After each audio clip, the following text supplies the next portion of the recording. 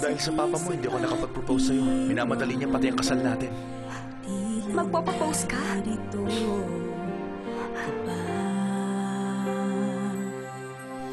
Yung hinahanap mong babae dito sa Korea, nakita mo na ba?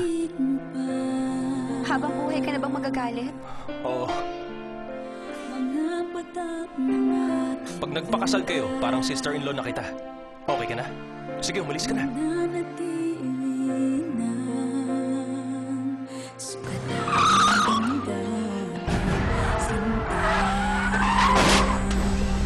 Ano nangyari sa akin? Bakit?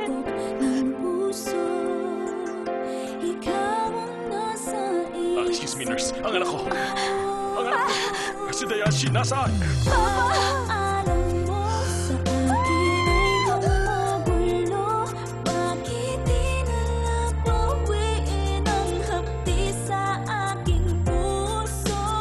Sa loob ng 49 days, kailangan mo makahanap ng 3 taong nagmamahal sa'yo na totoo.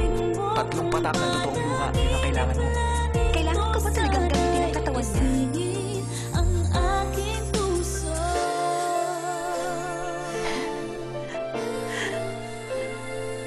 Ako si Dayanshin.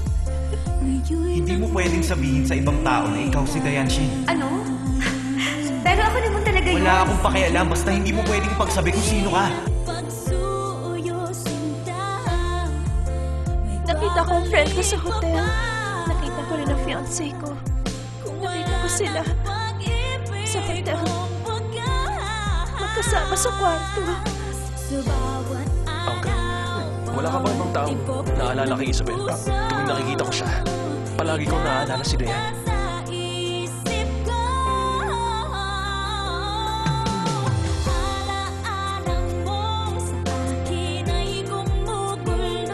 Isabel, nakakainis ka.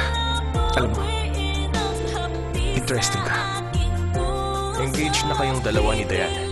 Pero kung hindi ko alam yun, iisipin kong may gusto ka kay Isabel.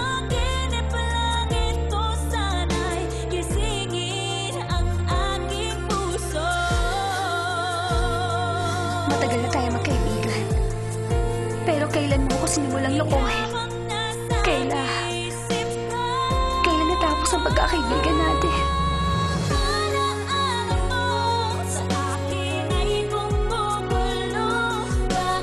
Hindi ko na alam kung ano itong nararamdaman mo. Dahil ba ito kay Dayan? O dahil ba kay Isabel?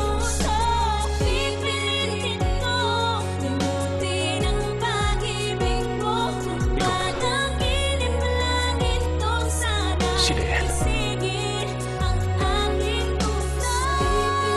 Sino sa inyo makakatulong sa akin?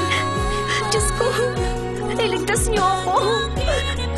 Kailangan ko mabuhay. Gusto kong mabuhay.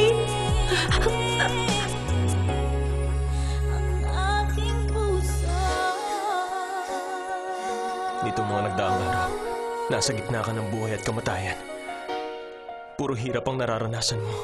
Sabihin mo, ano bang pwede kong gawin?